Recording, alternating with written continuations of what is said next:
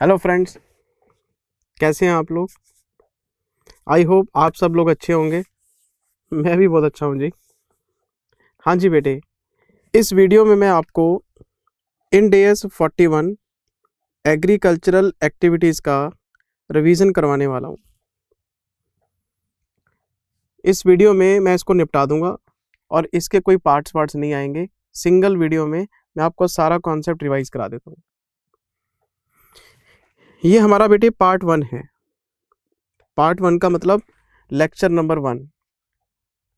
हमने जैसे जैसे लेक्चर्स प्रोवाइड किए हुए हैं वैसे वैसे उसको पार्ट्स में हमने लिखा हुआ है। ये क्लास नोट्स हैं आपके। हमने बेटे सबसे पहले कॉन्सेप्ट नंबर 1 पढ़ा था कि इंड AS 41 में हम क्या क्या कवर करने वाले हैं। और मैंने आपको बताया था कि इंड AS 41 में 3 मेजर कॉन्सेप्ट्स हैं जिस पे हम डिटेल में चर्चा करेंगे।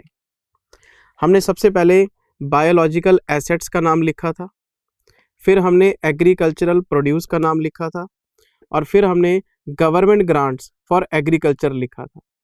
ये 3 मेजर हेडिंग्स थे जो हमने 41 में डिस्कस किए थे कि बायोलॉजिकल एसेट्स क्या हैं, इनकी अकाउंटिंग कैसे होती है, वैल्यूएशन कैसे होती है। एग्रीकल्चरल प्रोड्यूस क्या है, इसकी अकाउंटिंग कैसे होती है, वैल्यूएशन कैसे होती है, और ग्रांट्स की अकाउंटिंग कैसे होती है। ये 3 कॉन्सेप्ट बेटे हमने हेडिंग बनाई थी। ठीक है जी। फिर हमने सेकंड कॉन्सेप्ट में इंपॉर्टेंट डेफिनेशंस पे काम करना शुरू किया था। आपको पता है इंड AS में जाने से पहले जब तक आपको मीनिंग्स ही नहीं पता तो हम आगे क्या चर्चा करेंगे। तो मैंने आपको डेफिनेशंस में सबसे पहले बायोलॉजिकल एसेट्स का मीनिंग बताया था। वैसे तो 2 ही मेन डेफिनेशन थी, एक तो बायोलॉजिकल एसेट्स की और दूसरा एग्रीकल्चरल प्रोड्यूस की। तो पहले ये डेफिनेशन समझाई थी आपको मैंने, फिर ये डेफिनेशन समझाई थी, फिर हम अकाउंटिंग पार्ट में गए थे, फिर हम वैल्यूएशन पार्ट में गए थे। यही किया था ना हमने। तो सबसे पहले हमने बायोलॉजिकल एसेट्स का मीनिंग कवर किया था। मैं स्क्रीन पे लगा देता हूं, फिर बताना शुरू करता हूं।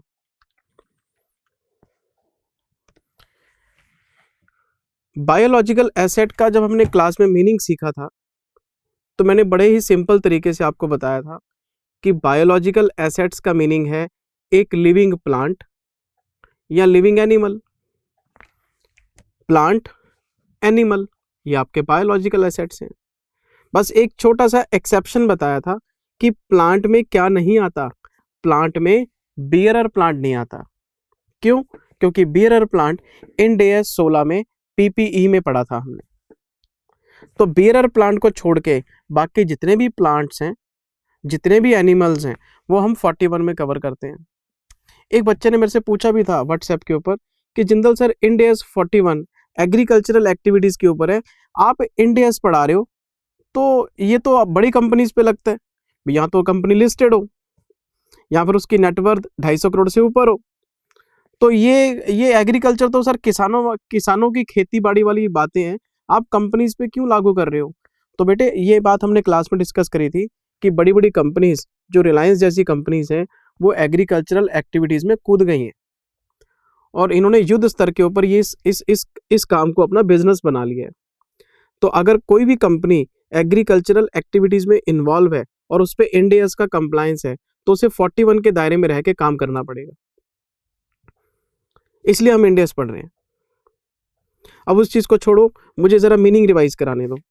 बायोलॉजिकल एसेट में एक तो प्लांट्स आते हैं और दूसरा एनिमल्स आते हैं। प्लांट में क्या नहीं आता, बियरर प्लांट नहीं आता, क्योंकि बियरर प्लांट इंड AS 16 में जाता है। फिर हमने चर्चा करी थी कि एक नॉर्मल प्लांट में और बियरर प्लांट में क्या डिफरेंस है। तो मैंने आपको बड़े सिंपल तरीके से बताया था क्लास में कि अगर कोई प्लांट, मेरी बात ध्यान से सुनना, अगर कोई प्लांट आपको एग्रीकल्चरल प्रोड्यूस प्रोवाइड करता है तो वो बियरर प्लांट है। अगर कोई प्लांट खुद एग्रीकल्चरल प्रोड्यूस बन जाता है वो बायोलॉजिकल एसेट है। फर्क है। अगर कोई प्लांट खुद बायोलॉजिकल एसेट बन जाता है, अगर कोई प्लांट खुद एग्रीकल्चरल प्रोड्यूस बन जाता है तो वो आपका बायोलॉजिकल एसेट है। और अगर कोई प्लांट आपको एग्रीकल्चरल प्रोड्यूस प्रोवाइड करता है तो वो आपका बीरर प्लांट है। अरे ऐसी तैसी करो, सिंपल बात करते हैं। मैं बात करता हूँ क्रॉप्स की। आपने किसी खेत में अनाज बोया, आपने गेहूं बोया, काट दिया, फसल तैयार हुई, गेहूं काट लिया आपने।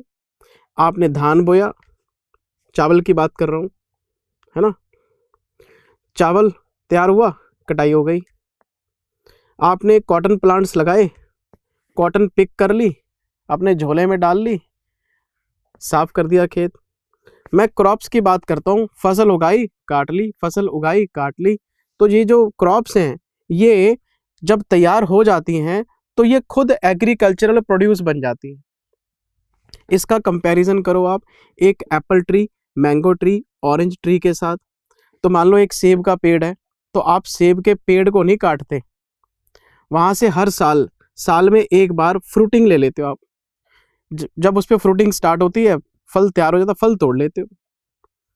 तो वो आपको एग्रीकल्चर प्रोड्यूस प्रोवाइड कर रहा है in the form of Apple, in the form of mango, in the form of, मतलब फ्रूट्स दे रहा है आपको, चाहे वो बादाम दे, आपको काजू दे। और आपको पता है एप्पल ट्री, मैंगो ट्री, सबकी लाइफ 25-25, 30-30 साल होती है सर, अगर उसको वेल मेंटेन किया जाए। और मैंने क्लास में बताया भी था कि मेरे पास खुद के पास 100 एकड़ के, हमारे पास किन्नू के मेरे पास बाग है। पंजाब में एक हाइब्रिड फ्रूट होता है सर, जो ऑरेंज का और माल्टा का हाइब्रिड है, किन्नू, साउथ में बहुत बिकता है। तो मैंने तो खुद 100 एकड़ में किन्नू के बाग लगा रखे हैं। 30 साल उसकी लाइफ है सर, 3 साल लगे उसको तैयार करने में, 3 साल में फ्रूटिंग स्टार्ट हो जाती है।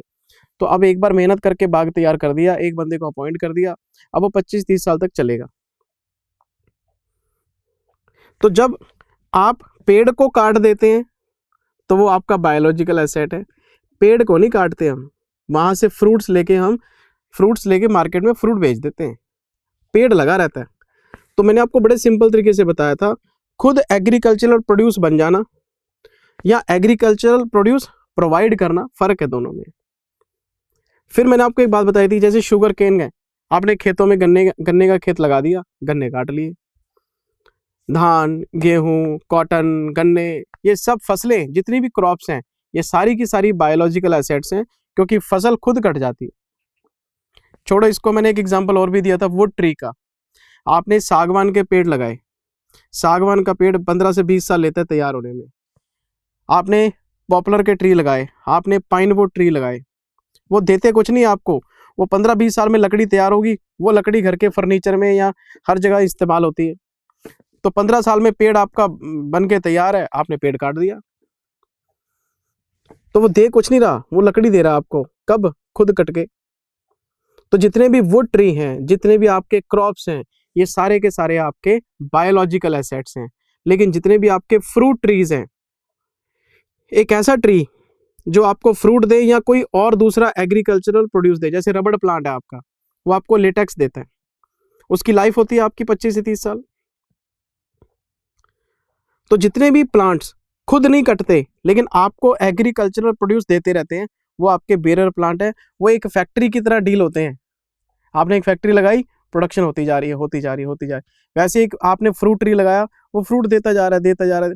पेड़ नहीं काटते हम, वो तो हमारी मशीन है, हर साल आपको पैसे देगी। तो बेरर प्लांट 16 के दायरे में आते हैं, लेकिन जितने भी क्रॉप्स हैं, जितने भी वुड ट्री हैं, वो सारे 41 के दायरे में आते हैं। फिर मैंने आपको एनिमल्स के बारे में बताया था। आपने एक डेयरी फार्म खोला, उसमें गायें रखी, तो गायें आपने रखी दूध के लिए।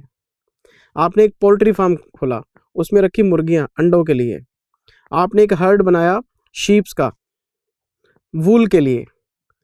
तो ये जितने भी एनिमल्स हैं जिनको आप, बहुत पैसा है बेटे इस लाइन में, नॉलेज होनी चाहिए। आपने एक मक्खियों का फार्म बनाया, शायद का बी फार्म।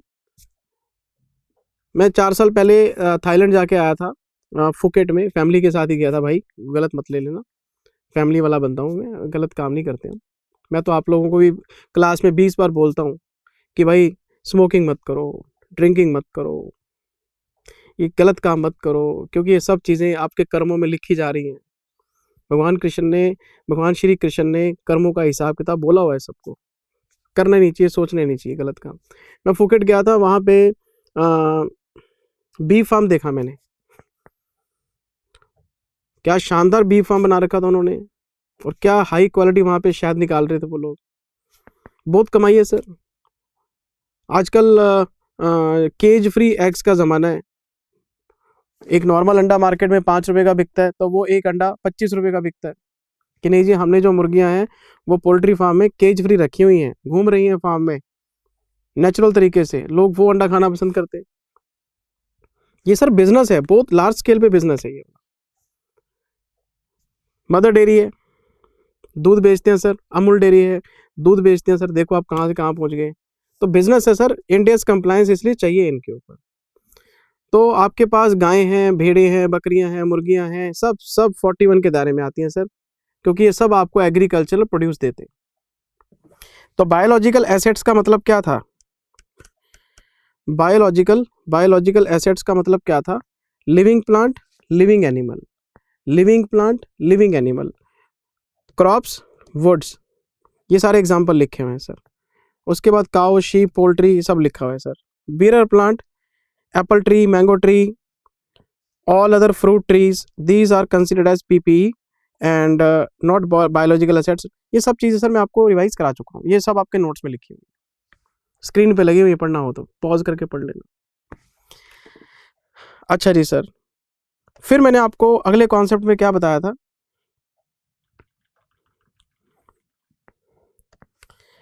मैंने आपको बताया था कि जब हम एग्रीकल्चर का काम करते हैं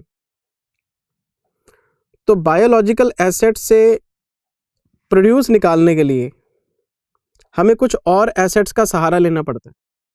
मान लो मुझे खेती करनी है, क्रॉप्स, चाहे पेड़ उगाने हो चाहे फसलें उगानी हो, मुझे लैंड चाहिए। तो बिना लैंड के आप कैसे काम करोगे? तो जो एग्रीकल्चरल लैंड है वो 41 के दायरे में नहीं आती, वो अपने नेचुरल हेड में रहेगी, क्योंकि लैंड 16 के दायरे में आती है। अच्छा, मुझे खेती बाड़ी करने के लिए इंस्ट्रूमेंट्स चाहिए, इक्विपमेंट्स चाहिए, ट्रैक्टर चाहिए, बहुत सारी चीज़ें चाहिए सर। तो वो सारी की सारी 16 के दायरे में आएंगी, वो आपकी PPE हैं। तो मैं यहाँ पे क्रॉप्स, वुड्स और एनिमल्स की बात करूंगा, लेकिन इनसे प्रोड्यूस निकालने के लिए जो आप अदर एसेट्स का इस्तेमाल करते हैं वो सब अपने नेचुरल हेड में डील होंगे।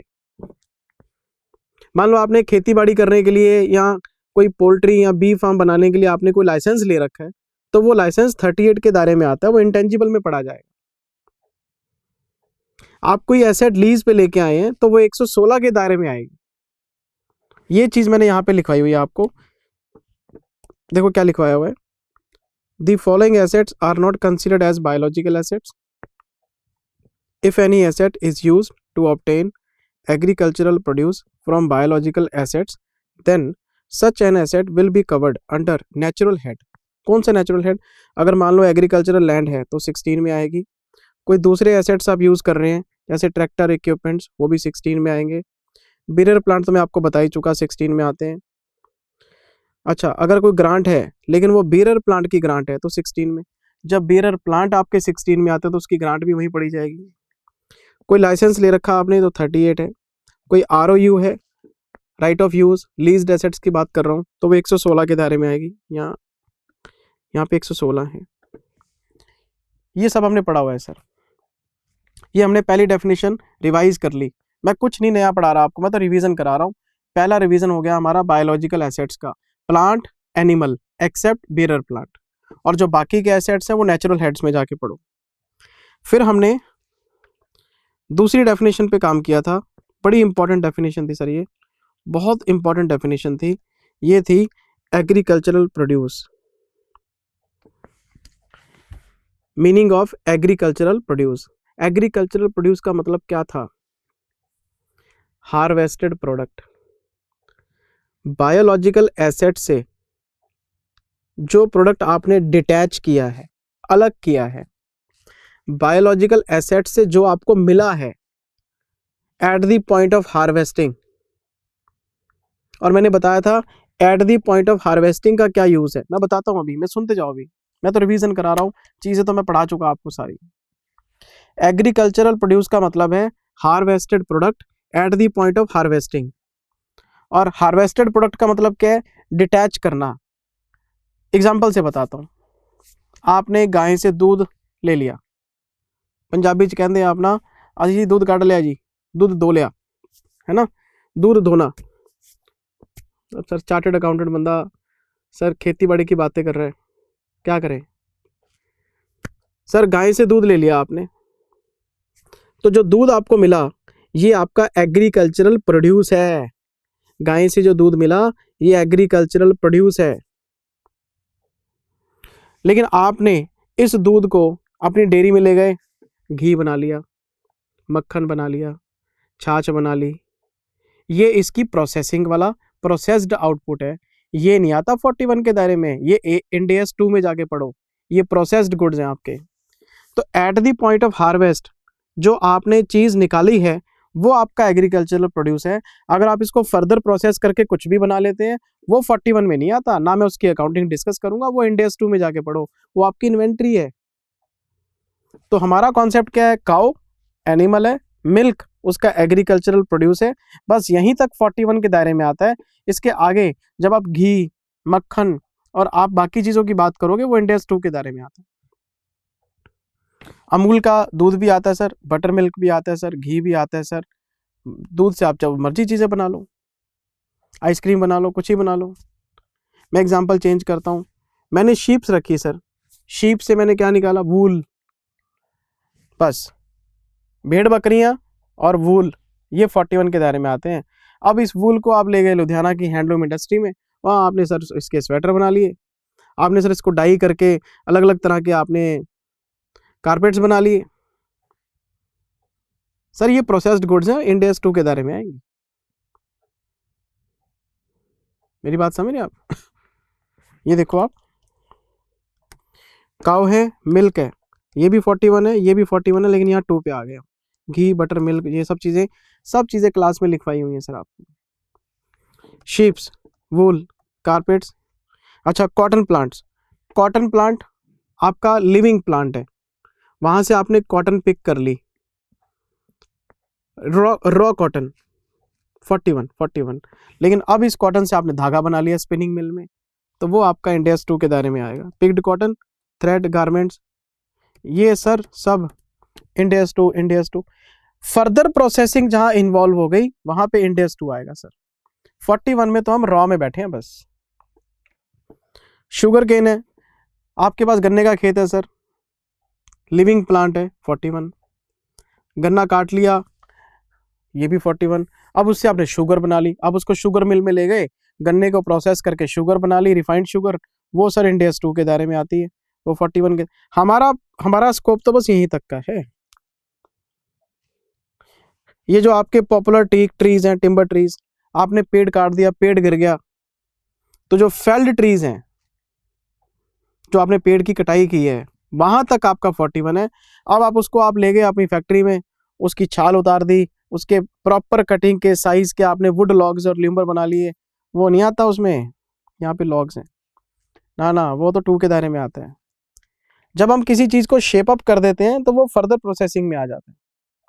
तो आपको पता होना चाहिए 41 में क्या क्या कवर है। 41 में एक तो आपके प्लांट एनिमल कवर्ड है, और दूसरा उनसे जो आपको मिलेगा raw output at the point of harvest.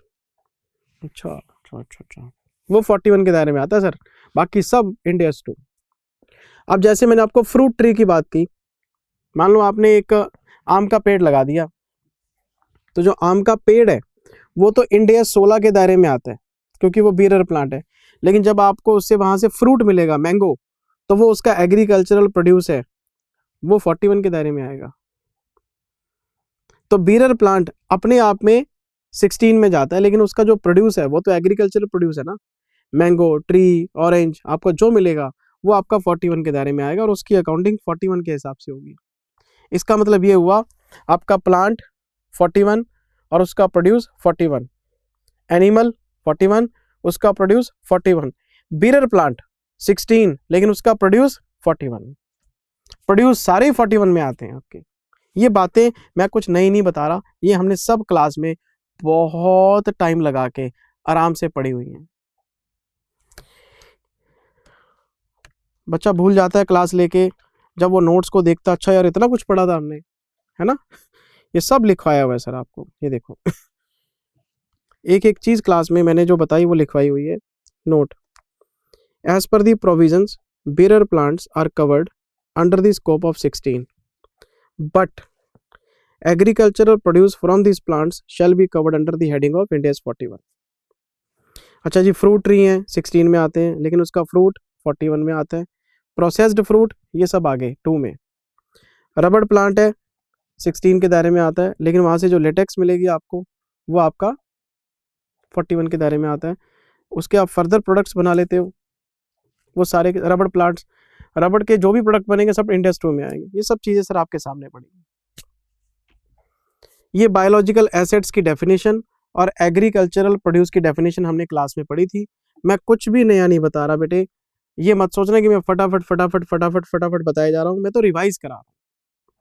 मेरा तो काम ही रिवीजन का है यहाँ पे। अगर हमने किसी चैप्टर पे 4 लेक्चर रिकॉर्ड किए हैं तो 4 लेक्चर में कुछ पढ़ाया होगा आपको, है ना। रिवीजन में ये जो रिविजनरी क्लासेस का ट्रेंड चला है, ये मेरा डीएनए नहीं है। मैं तो मालगाड़ी हूँ, मुझे तो लोग पसंद ही नहीं करते, कहते बड़ा स्लो पढ़ाता है यार। बच्चा मेरे से पेन ड्राइव खरीदता है, उसको देखता है 1.6 1.8 पे कि यार बहुत स्लो पढ़ाता है यार, क्योंकि मेरा मुद्दा होता है कि बच्चे को मैं इंडिया समझा दूँ। तो रिविजनरी क्लास मेरी फास्ट फॉरवर्ड चल रही है, तो जिन बच्चों ने चैप्टर पढ़ा हुआ है उनको पता है कि मैं क्या बोल रहा हूँ। कोई बच्चा इस क्लास से अंडरस्टैंडिंग नहीं ले सकता, मैं तो रिवीजन करा रहा हूँ सर, है ना। चलो जी, फिर हम आए थे तीसरे कॉन्सेप्ट में। पहला कॉन्सेप्ट क्या था याद है? पहला कॉन्सेप्ट था कवरेज, दूसरा कॉन्सेप्ट था डेफिनेशंस, और तीसरा कॉन्सेप्ट है रिकॉग्निशन रूल्स। मैं आ गया तीसरे कॉन्सेप्ट में, ये हमारे हैं रिकॉग्निशन रूल्स। किसी भी बायोलॉजिकल एसेट्स को बैलेंस शीट में आप रिकॉग्नाइज कर सकते हो as an asset. Biological assets में क्या आता है? Plant, animal. आप किसी भी प्लांट को, किसी भी एनिमल को बैलेंस शीट में एज एन एसेट शो कर सकते हो अगर आप रिकॉग्निशन रूल्स को सेटिस्फाई कर देते हो। 3 कंडीशन बताई गई है। कंडीशन नंबर 1, प्लांट हो या एनिमल हो, आपकी अनडिस्प्यूटेड ऑनरशिप होनी चाहिए, मतलब आपके कंट्रोल में होना चाहिए। अगर किसी एनिमल या प्लांट को लेके मान लो लैंड पे डिस्प्यूट है, जब लैंड में डिस्प्यूट है तो उसके ऊपर जो आप काम कर रहे हो वो भी डिस्प्यूटेड हो गया, तो आपका अनडिस्प्यूटेड ओनरशिप होना चाहिए, तभी कंट्रोल प्रूव होगा। नंबर 2, प्लांट हो या एनिमल हो, ये बात पक्की होनी चाहिए कि वहां से कुछ इकोनॉमिक बेनिफिट्स आपको मिलेंगे, और वो इकोनॉमिक बेनिफिट्स फ्लो करेंगे एंटिटी की तरफ, एंटिटी को ही मिलेंगे। तो जब अनडिस्प्यूटेड ओनरशिप होगी तो हमें मिलेंगे, कोई शेयरिंग करने वाला बंदा नहीं होना चाहिए। There should be undisputed ownership, there should be some economic benefits and economic benefits shall flow to the entity। और तीसरा, जिस एसेट को बैलेंस शीट में रिकॉर्ड करना चाहते हो उसकी वैल्यू का रिलायबल एस्टिमेट होना चाहिए। अगर आपको यही नहीं पता कि एसेट है कितने की तो उसको लिखोगे कैसे? रिलायबल एस्टिमेट फेयर वैल्यू का भी हो सकता है और कॉस्ट का भी हो सकता है।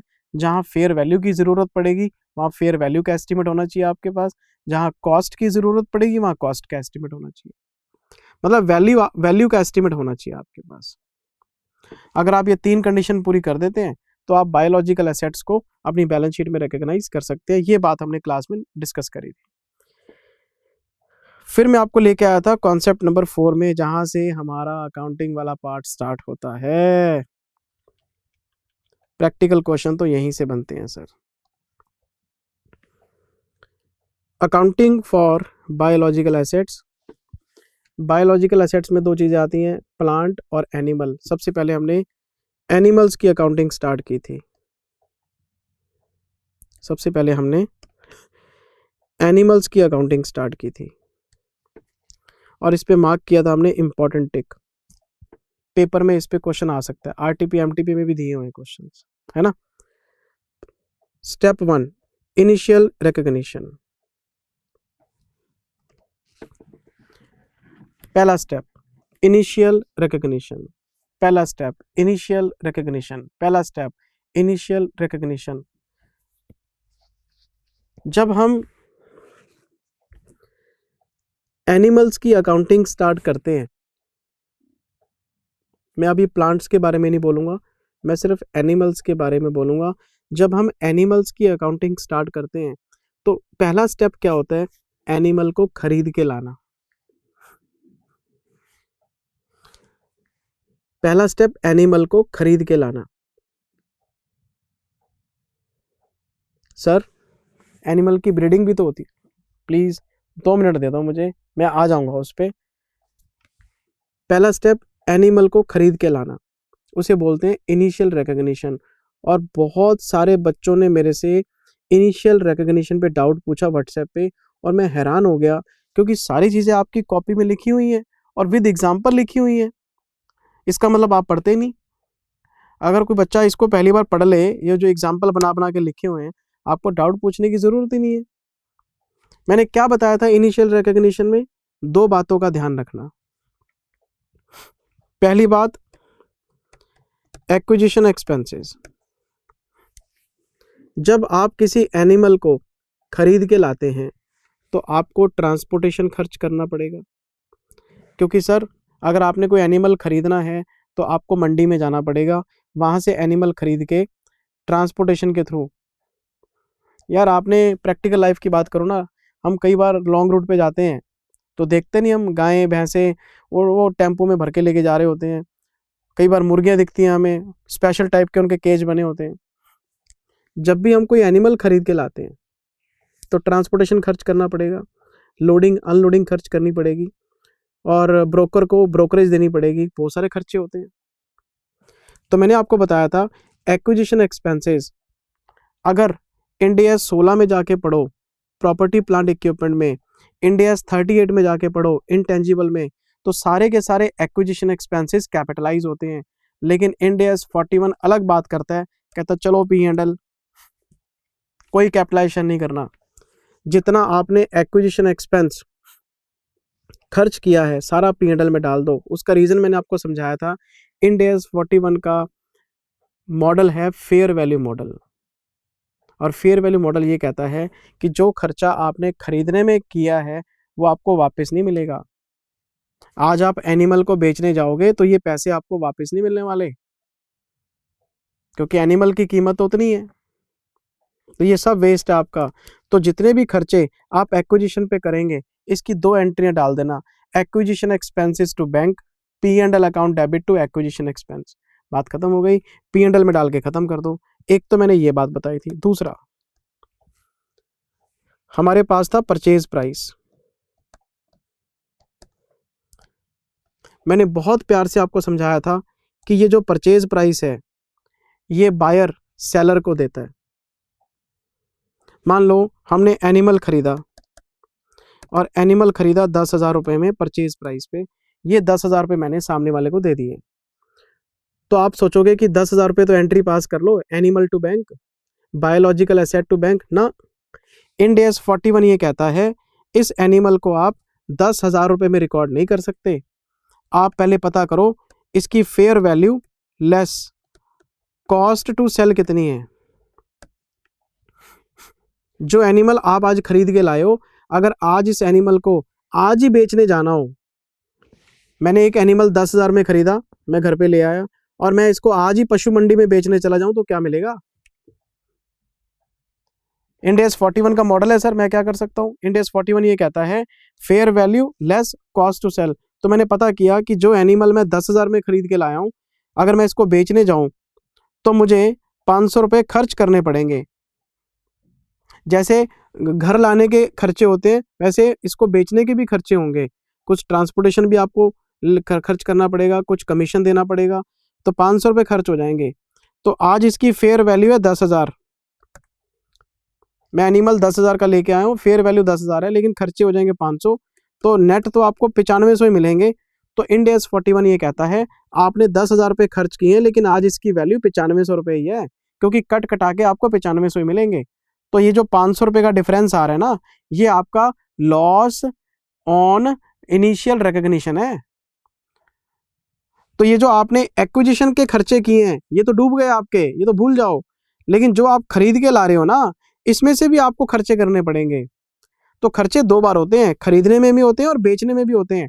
जो खरीदने वाले खर्चे हैं वो तो एक्चुअल में गए आपके, और जो बेचने वाले हैं उसको वैल्यूएशन में ले लो आप आज ही। तो आप किसी भी एनिमल का इनिशियल रिकॉग्निशन करेंगे तो परचेज प्राइस पे नहीं करेंगे, fair value less cost to sell पे करेंगे। तो आपको पता करना पड़ेगा कि जो एनिमल मैं खरीद के लाया हूं इसकी नेट फेयर वैल्यू कितनी है, और नेट फेयर वैल्यू पे रिकॉर्ड करो। तो आप एंट्री डालोगे बायोलॉजिकल एसेट डेबिट 9500 रुपये, और लॉस डेबिट 500 रुपये, 500 रुपये, टू कैश 10,000 रुपये। ये एंट्रीज डलेंगी। लॉस दो बार बुक होगा, एक्विजिशन एक्सपेंस का भी होगा और वैल्यूएशन का भी होगा। आज ही वैल्यूएशन कर लो इसकी आप। ये मॉडल है 41 का। 41 सारा ही नेट फेयर वैल्यू मॉडल पे चलता है। तो बच्चों के मेरे पास डाउट क्या है? बच्चे ने क्लास देखी, कोई डाउट नहीं आया, कॉन्सेप्ट्स को समझ लिया, कोई डाउट नहीं आया। 1 साल 1.5 साल बाद जब उसने रिवीजन करना स्टार्ट करा तब उसने पूछा सर 2 बार खर्चे डाल रहे हो। भाई कॉन्सेप्ट पढ़ो, 2 बार खर्चे डल रहे हैं।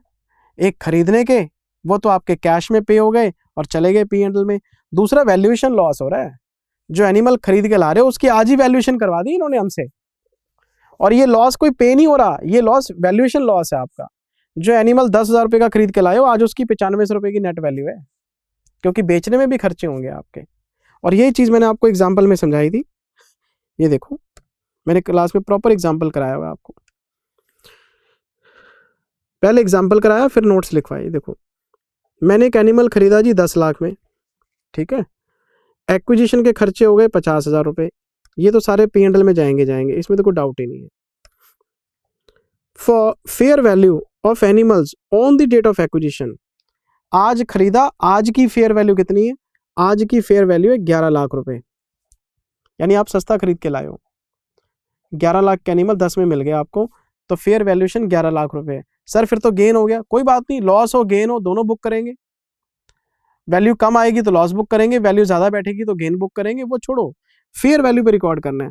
अच्छा, but subject to a commission on the sales of 2%। ये 2% नहीं, यहाँ पे 5% है। तो 11 लाख रुपए इसकी फेयर वैल्यू है, 55,000 रुपये आपको कमीशन खर्च करना पड़ेगा, तो ये 1045 रह जाएंगे। अब मुझे बताओ, आपने जो एनिमल खरीदे वो 10 लाख के थे, पर इसकी फेयर वैल्यू कितनी है? 1045, तो 45,000 रुपये का गेन हो गया आपको।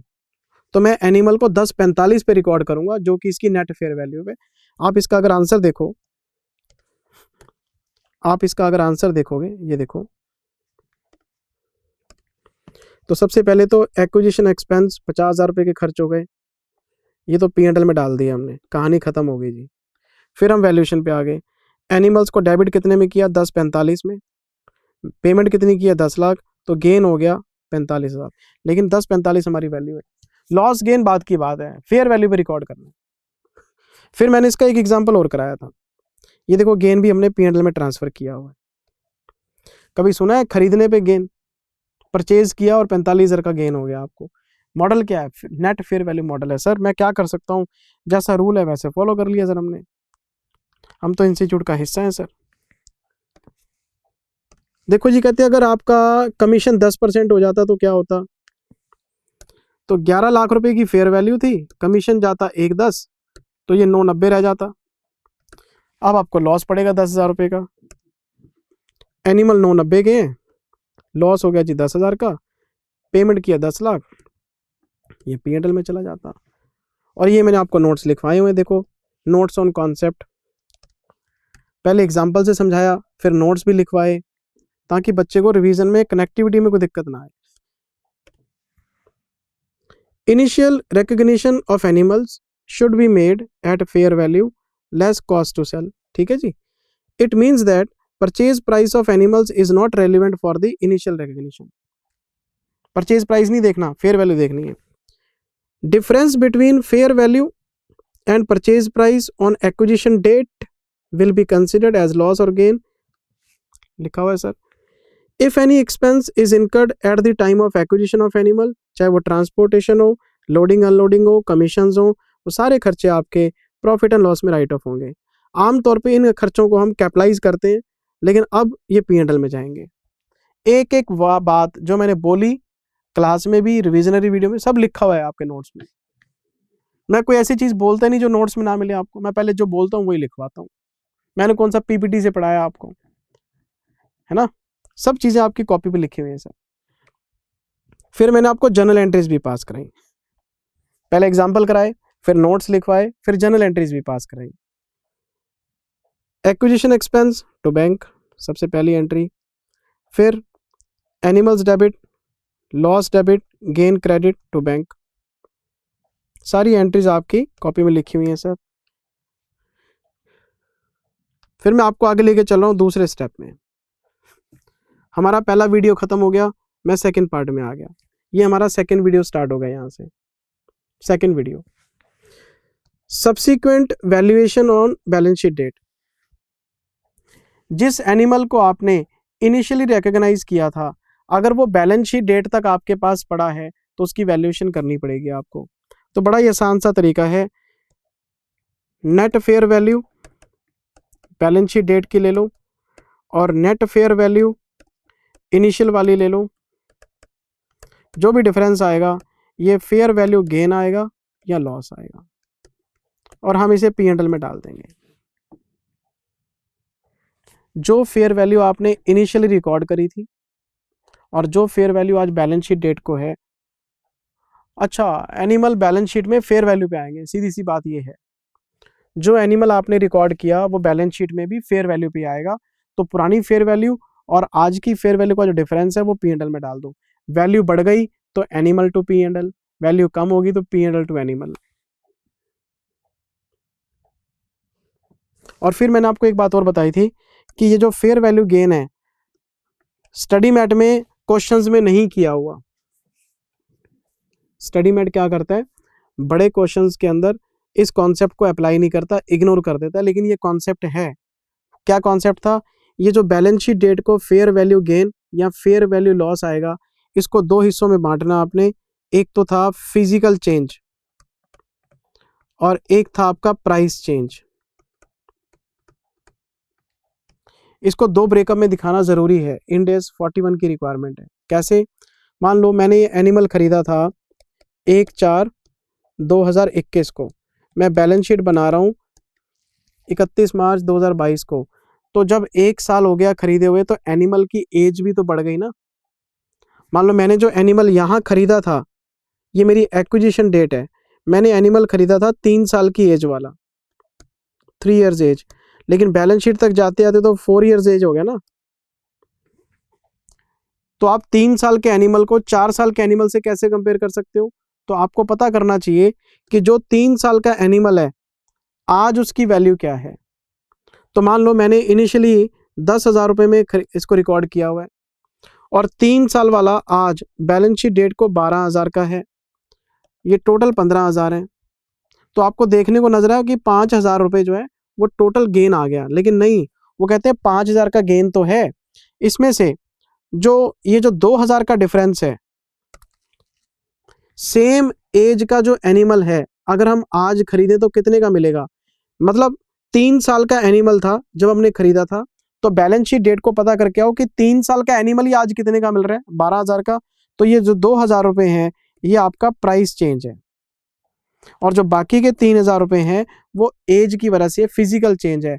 आपका एनिमल 3 साल से 4 साल का हो गया तो 1 साल उसकी एज बढ़ गई, एनिमल बड़ा हो गया तो उसकी वैल्यूएशन बढ़ गई।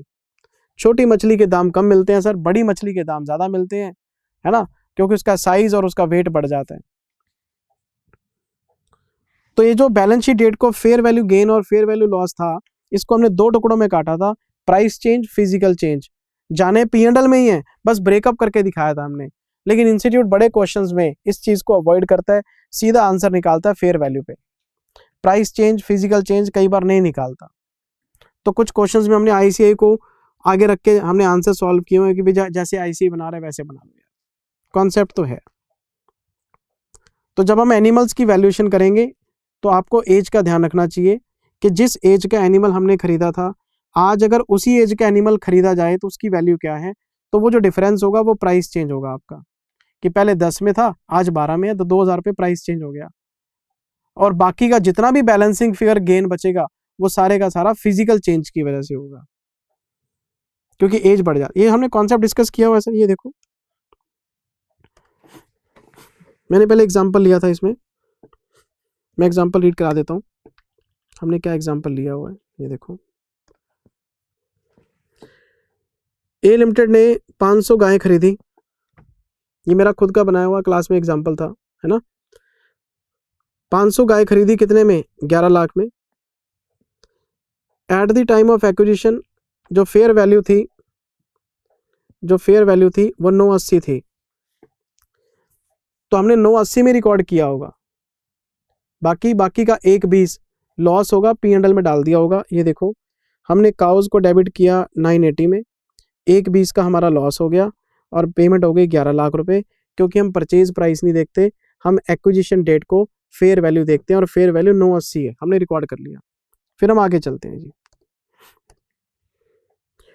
जितनी भी गायें थी वो 3 साल वाली थी, कब, एक्विजिशन डेट को। गाय की जो एज थी वो 3 साल थी, तो बैलेंस शीट डेट को हम देखेंगे कि 3 साल की जो काऊ है आज कितने की है, तो वो प्राइस चेंज होगा, लेकिन बाकी सारा फिजिकल चेंज होगा। At balance sheet date fair value cost to sell was measured at for 12,60,000। लो जी, मेरे पास 12,60,000 की वैल्यूएशन आई है, 980 मेरी इनिशियल थी, तो मेरा जो डिफरेंस आ रहा है वो कितना आ रहा है, 1260 माइनस 980, ये आ गया जी 280 का। कोई खर्चे वर्चे तो नहीं है,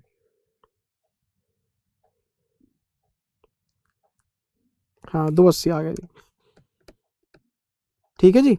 अब इसके दो टुकड़े करेंगे, एक फिजिकल चेंज और एक प्राइस चेंज, एक प्राइस चेंज और एक फिजिकल चेंज। अब हमें देखना पड़ेगा 3 साल की गाय आज कितने में आ रही है। If we purchase cows of 3 years age at balance sheet date, then we would have to pay 10 lakh rupees.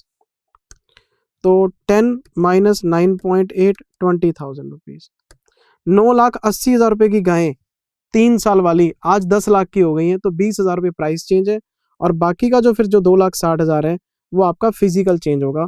ये देखो आप 1260, 980, 280 और जो प्राइस चेंज है वो 20,000 का है, बाकी सारा फिजिकल चेंज है। और एंट्रीज अगर आप देखो, अगर आप एंट्रीज को देखो तो cows debit, fair value change हो गया जी, प्राइस का, फिजिकल का, फिर उठा के हमने P&L जाना, P&L में ही है सब कुछ है, बस ब्रेकअप दिखा दिया हमने। एज पर the provisions of India 41 biological assets मतलब animals should be valued at balance sheet date on fair value less cost to sell. ठीक है जी। There may be some difference between net fair value at acquisition date, balance sheet date. Such a difference should be treated as change in fair value, it should be transfer to P&L। The following statement should be prepared. ये देखो जी, fair value balance sheet, fair value acquisition, दोनों का difference, changes in fair value आ गया। सब कुछ वही है सर जो बोल रहा हूँ, ये चीज़ सब नोट्स में कॉन्सेप्ट्स में लिखी हुई है। फिर जो चेंज आया है इसके दो टुकड़े करने हैं आपने, जितना भी चेंज आया है, प्राइस चेंज, फिजिकल चेंज। जो प्राइस चेंज है net fair value at balance sheet date minus net fair value which was recorded, लेकिन सेम एज, बाकी बैलेंसिंग फिगर है। प्राइस चेंज निकाल दोगे तो फिजिकल चेंज निकालना नहीं है, फिजिकल चेंज बैलेंसिंग फिगर होता है आपका। ये वर्किंग बनाई थी। फिर इसके बाद मैंने आपको क्वेश्चन नंबर 1 कराया था, ये उसका आंसर है सर। जो एग्जाम्पल कराया था वही क्वेश्चन था। फिर क्वेश्चन नंबर 2 कराया आपको, सारी कैलकुलेशन कराई। फिर question number 6 very very important, देखो मार्क टिक किया हुआ है, नवंबर 20 RTP क्लास में सॉल्व किया हुआ है सर।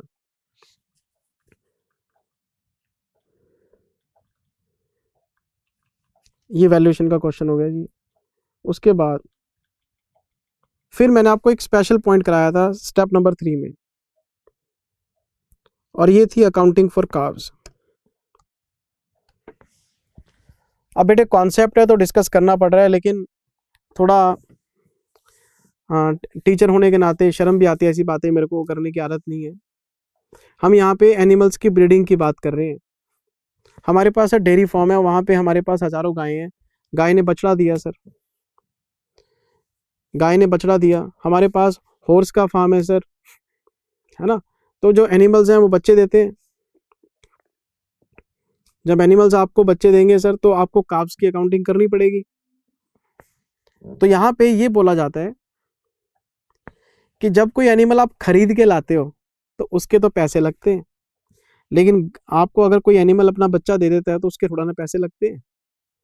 नहीं सर, ब्रीडिंग के पैसे लगते हैं, ब्रीडिंग के पैसे लगते हैं, तो वो P&L में जाएंगे, वो आपका एक्विजिशन एक्सपेंस है, सब P&L में जाता है।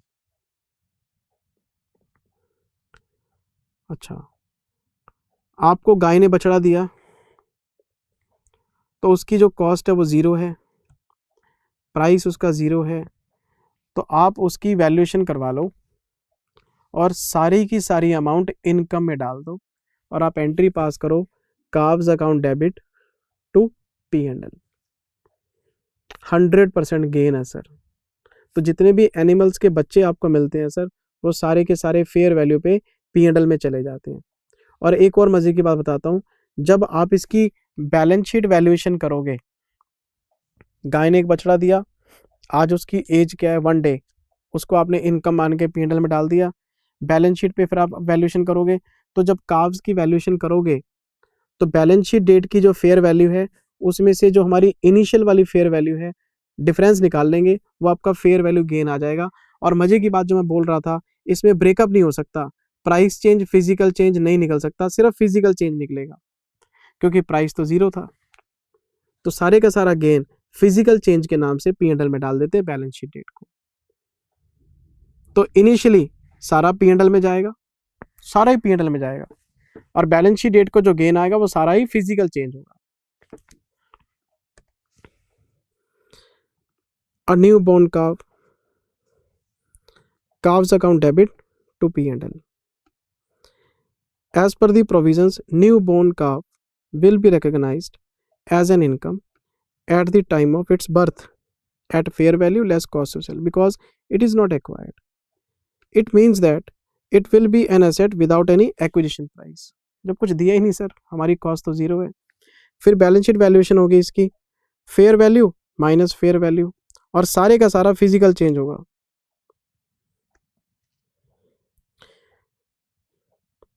No need to split the fair value into separate headings of price and physical. सारी बातें आपकी कॉपी में step by step with example with questions with example with questions लिखी हुई है। इससे और बढ़िया प्रेजेंटेशन क्या दे दूं बेटे आपको मैं। बस मेरे में एक कमी है, मेरे में एक ही कमी है, मैं शॉर्टकट में नहीं पढ़ा सकता, जिसकी वजह से मेरे को क्रिटिसिज्म फेस करना पड़ता है। मैं ये सोच के चलता हूं बच्चा कहता है जी मुझे सीए बना दो, बस आगे मैं देख लूंगा। मैं ये सोचता हूं कि बच्चा सीए बन गया और उसको कैंपस में किसी मल्टीनेशनल कंपनी ने बुलाया और कोई ऐसा टेढ़ा मेढ़ा क्वेश्चन इंडिया में से पूछ लिया, वो कैसे जवाब देगा अगर वो पढ़ा ही नहीं तो बच्चों को लगता है कई बार कि यार पता नहीं क्या पढ़ा रहे हैं, इतना डेप्थ में इतना लिखवा रहे हैं। ये सोच के कराता हूं कि सीए बनने के बाद बच्चा अच्छी जगह प्लेसमेंट में चला जाए, पता नहीं कौन सी बात कौन सा पॉइंट कब उसके इंटरव्यू में काम आ जाए। बच्चे मुझे इंटर में भी क्रिटिसाइज करते हैं, शायद आप जो वीडियोस देख रहे हैं उसमें से कुछ बच्चे मेरे से इंटर में भी पढ़े हों, पर उनको पता है कि इंटर में जो मैं अकाउंटिंग स्टैंडर्ड्स पढ़ाता हूँ, जब वो किसी बिग 4 में इंटरव्यू में जाते हैं एएस के क्वेश्चन पूछे जाते हैं। जब भी किसी अच्छी फर्म में जाओगे, वो उनके पास अच्छे ऑडिट होते हैं सारे, वो एएस के क्वेश्चन पूछते हैं।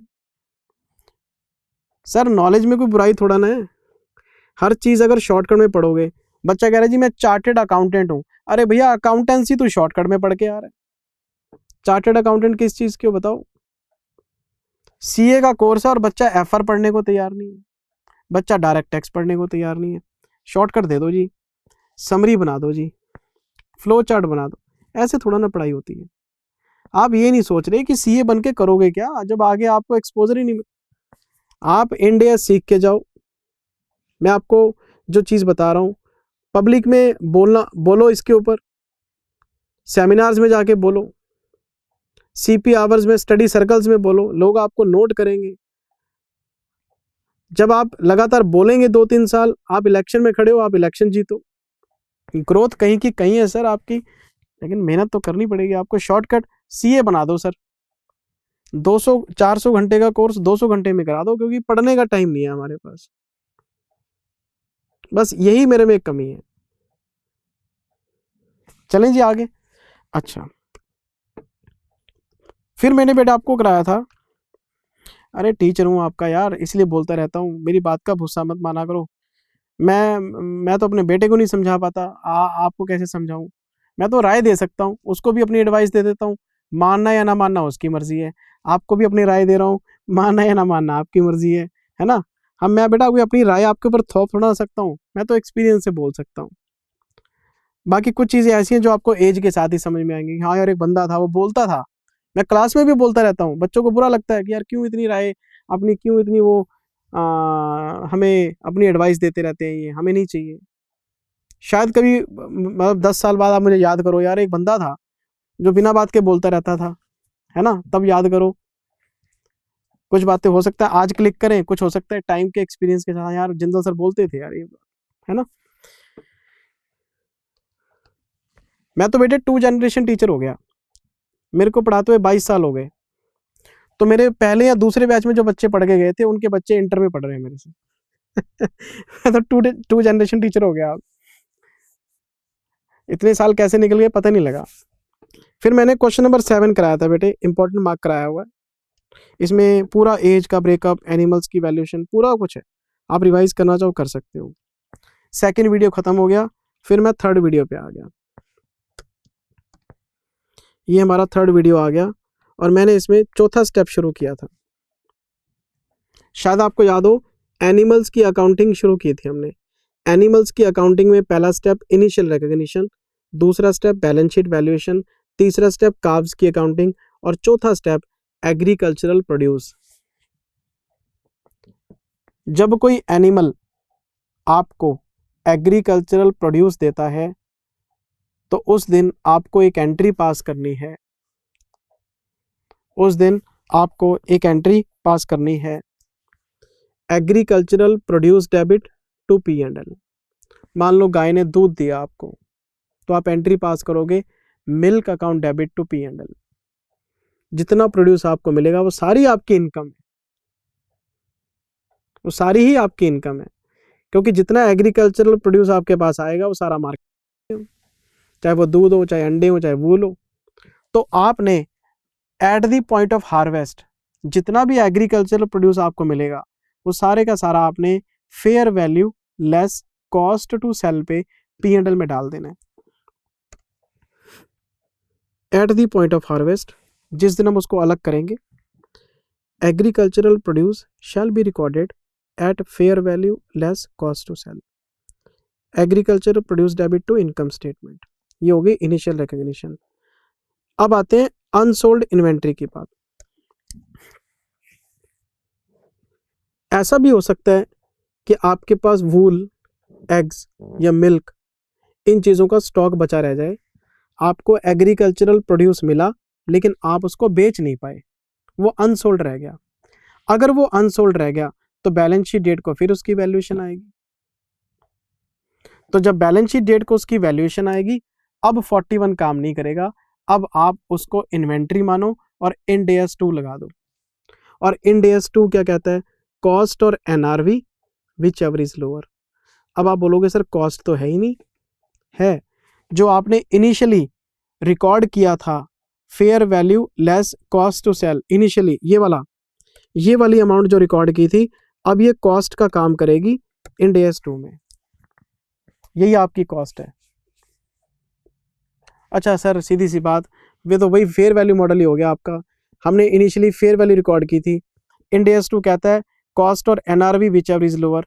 कॉस्ट आपने वही पुराने वाली ले ली, तो फिर फेयर वैल्यूएशन ही देख रहे हैं, हाँ, लेकिन विच एवर इज लोअर।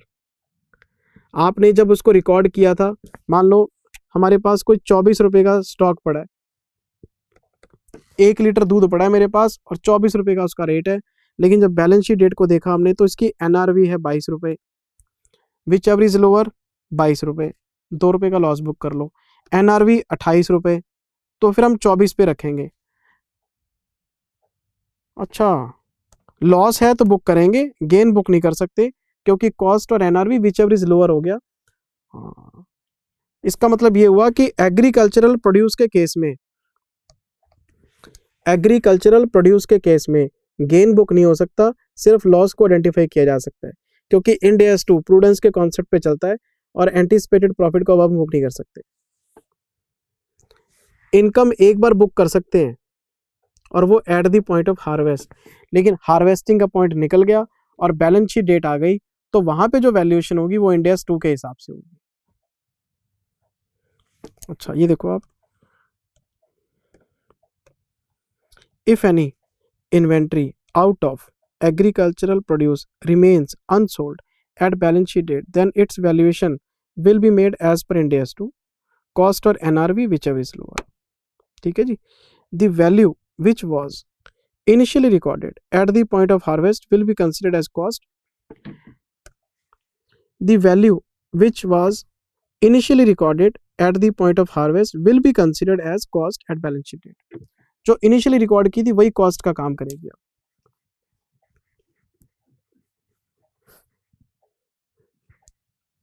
ये चारों स्टेप्स हमने किसके पढ़े? हमने पढ़े एनिमल्स के। फिर मैं आपको प्लांट्स की अकाउंटिंग में लेके आता हूं। हमारा अभी 3rd वीडियो चल रहा है, फिर हम आगे प्लांट्स में। ये हमारा यूनिट 2 स्टार्ट हो गया था यहां से, अकाउंटिंग फॉर प्लांट्स। प्लांट्स हमारे पास 2 तरह के हैं, एक तो है क्रॉप्स और एक है वुड्स। जब हम क्रॉप्स की बात करेंगे, wheat, rice, cotton, sugarcane, तो क्रॉप्स में क्या होता है, हमने धान बोया तो उसकी कटाई का टाइम वेट करेंगे। क्यों? हमें पॉइंट ऑफ हार्वेस्ट देखना पड़ेगा। फसलें हैं सर 3-4 महीने में तैयार हो जाती हैं, जब हार्वेस्टिंग का टाइम आएगा तब देखेंगे, कटाई का टाइम आएगा तो जब फसलों की कटाई होगी वो इनका हार्वेस्टिंग पॉइंट है, तो उस पॉइंट पे देखो कि fair value less cost to sell कितनी है और उस पे एंट्री पास कर लो, crops account debit to P&L। यानी एनिमल का जो एग्रीकल्चरल प्रोड्यूस था और जो क्रॉप्स का एग्रीकल्चरल प्रोड्यूस है उसकी अकाउंटिंग सेम है। जब फसलें कटेंगी तो जिस दिन आप फसलों की कटाई शुरू करोगे उस दिन के प्राइस पे आप बुक करते चलो और एंट्री पास करते चलो, crop to P&L, crop to P&L, crop to P&L, और तो कुछ करना ही नहीं।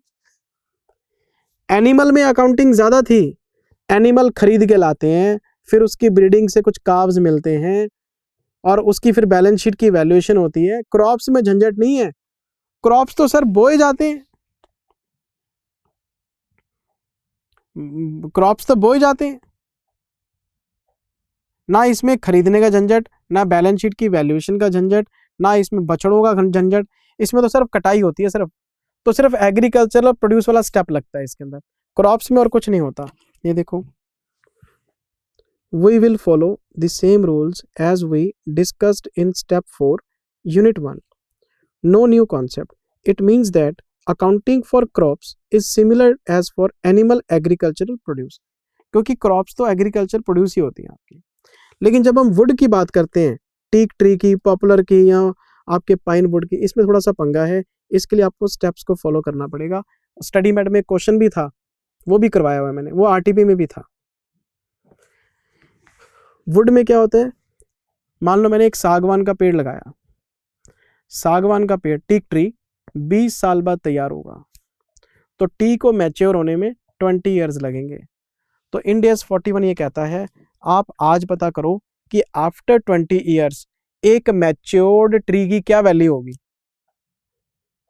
आफ्टर 20 ईयर्स एक मैच्योर्ड ट्री की क्या वैल्यू होगी। मैंने बोला जी एक मैच्योर्ड ट्री 2 लाख का होगा, कहते इसकी आज प्रेजेंट वैल्यू निकाल लो। मैंने बोला जी प्रेजेंट वैल्यू निकाल ली, कहते इसको इनकम मान लो। मैंने बोला ये क्या चक्कर है, कहते चक्कर बताते हैं। क्रॉप होती है आपकी 3-4 महीने में तैयार, टाइम वैल्यू ऑफ मनी काम ही नहीं करता, लेकिन जो वुड है ये 20 साल में तैयार होगी आपकी। तो क्या 20 साल बाद इकट्ठी इनकम बुक करोगे? नहीं, आपको ईयर बाय ईयर कुछ ना कुछ आपको इसको प्रोग्रेस स्टेज के हिसाब से बुक करना पड़ेगा। मैंने बोला बात समझ में नहीं आई, कहते बताते हैं आपको, सुनते जाओ। एक मैच्योर ट्री की वैल्यू निकाल लो जो आपको मिलेगी 20 साल बाद, 15 साल बाद। उसकी प्रेजेंट वैल्यू आज इनकम मान लो, एंट्री पास कर लो, woods account debit, wood tree account debit to P&L। ठीक है जी। अगले साल क्या होगा, बैलेंस शीट डेट को, तो जो ट्री, अगर मान लो मैं 1/4 पे खड़ा हूं, मान लो मैं 1/4 पे खड़ा हूं और मैं कहता हूं 20 ईयर्स की लाइफ है, तो 31 मार्च को उसकी 19 साल की लाइफ रह जाएगी। जब 19 साल की बात करेंगे तो पीवी फैक्टर स्ट्रांग हो जाएगा। तो बैलेंस शीट डेट को पता करो कि 19 साल बाद क्या वैल्यू होगी और उसकी प्रेजेंट वैल्यू निकाल लो। पीवी फैक्टर जितना लेट होगा उतना कमजोर होगा, जितना अर्ली होगा उतना स्ट्रांग होगा। तो 19 ईयर्स वाला पीवी फैक्टर लगा के उसकी वैल्यू निकाल लो और उसका फेयर वैल्यू चेंज बुक कर लो। और हर बैलेंस शीट डेट को 18वां, फिर 17वां, फिर 16वां, तो धीरे धीरे क्या होगा, 20 सालों में धीरे धीरे आप इनकम बुक करते जा रहे हो। तो जब इसके मैच्योर होने का टाइम आएगा तब तक इनकम बुक हो चुकी होगी over the period, accrual concept के हिसाब से। ये चीज देखो आप, इसी के ऊपर एक क्वेश्चन था जो हमने क्लास में डिस्कस भी किया था। Initial recognition at first balance sheet after cultivation, calculate present value of net fair value of a mature tree eight the point of harvest, और एंट्री पास कर लो ये। फिर अगली बैलेंस शीट डेट को क्या होगा, अगली बैलेंस शीट डेट को क्या करेंगे हम, प्रेजेंट वैल्यू निकालेंगे करंट बैलेंस शीट डेट की और उसे माइनस करेंगे पहले वाली। तो जो चेंज आएगा, चेंज इन वैल्यू, इसको P&L में डाल देंगे, उसको हम P&L में डाल देंगे सर। ये चीज़ है, जैसे जैसे जैसे जैसे आगे बढ़ते जाएंगे फेयर वैल्यू बढ़ती जाएगी और हम उसको धीरे धीरे P&L में एक एक साल करके डालते रहेंगे। पहले हम 20वें साल का फेयर वैल्यू निकालेंगे, P&L में डाल देंगे, फिर उसका कंपैरिजन करेंगे 19वें साल की फेयर वैल्यू से, तो एक साल का चेंज पता लग जाएगा। फिर 19वें का 18वें के साथ, 18वें का 17वें के साथ। तो जैसे जैसे पीवी फैक्टर मजबूत होता जाएगा, थोड़ा थोड़ा डिफरेंस निकलता जाएगा, इनकम डालते रहेंगे, 20 साल में इनकम बुक हो जाएगी आपकी। आपको 20 साल इंतजार करने वाली कोई बात नहीं।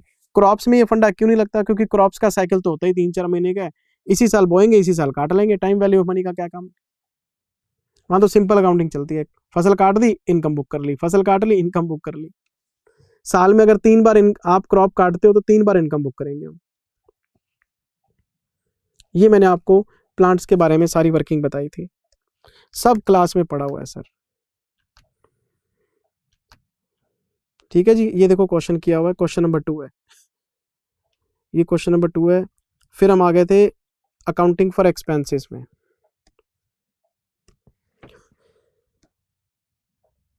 अकाउंटिंग फॉर एक्सपेंसेस में कुछ नहीं है सर, क्रॉप के खर्चे अलग हैं, वुड्स के अलग हैं, एनिमल्स के अलग हैं, fertiliser, seeds, pesticides, breeding cost.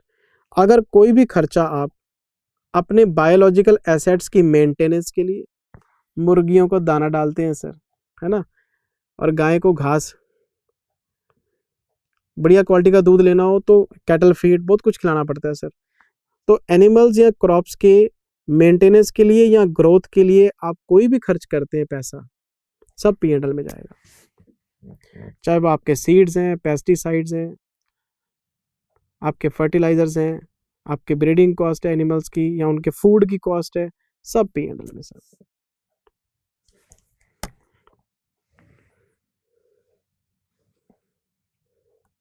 Should be charge to P&L, चाहे वो ग्रोथ के लिए हो और चाहे वो मेंटेनेंस के लिए हो।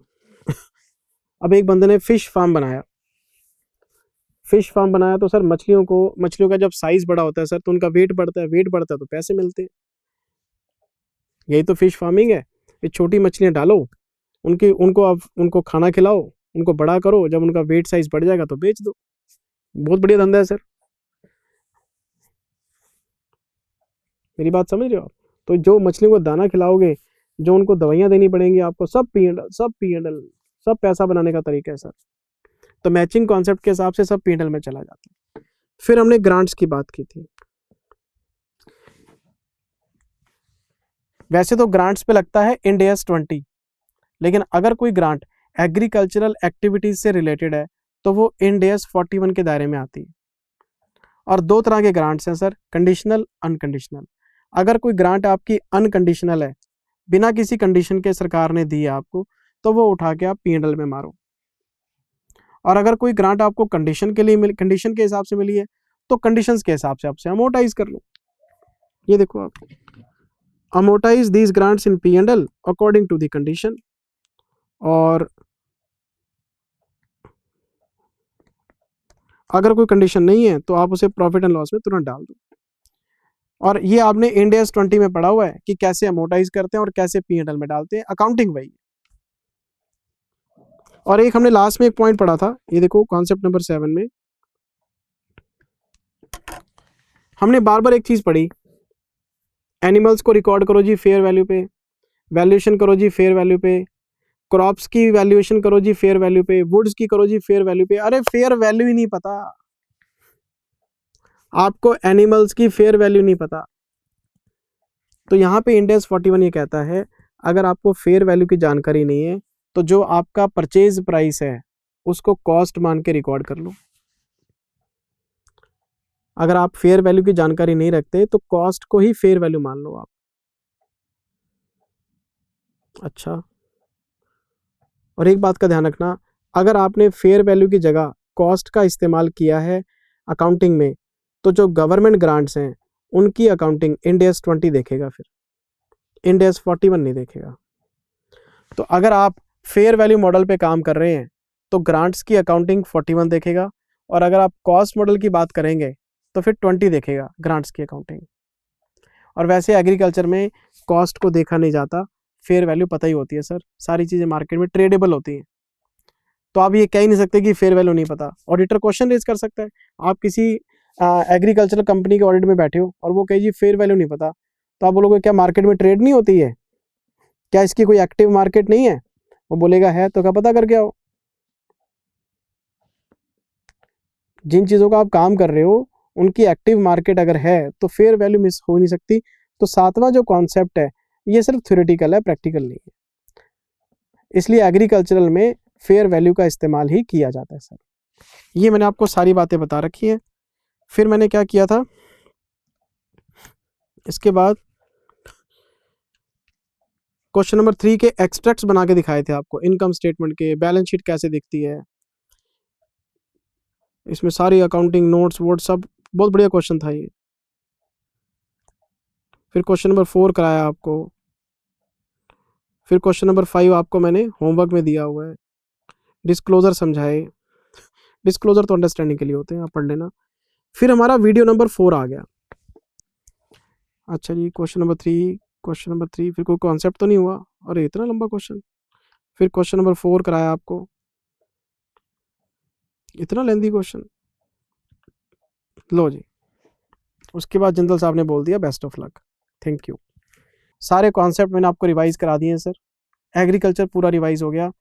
3 चीज़ें कवर होती हैं sir, biological asset, agriculture produce, grants. Biological assets में एनिमल और प्लांट आते हैं, बियर प्लांट नहीं आते। फिर एनिमल्स की अकाउंटिंग में 4 स्टेप हैं, इनिशियल, बैलेंस शीट, काव्स और एग्रीकल्चर प्रोड्यूस।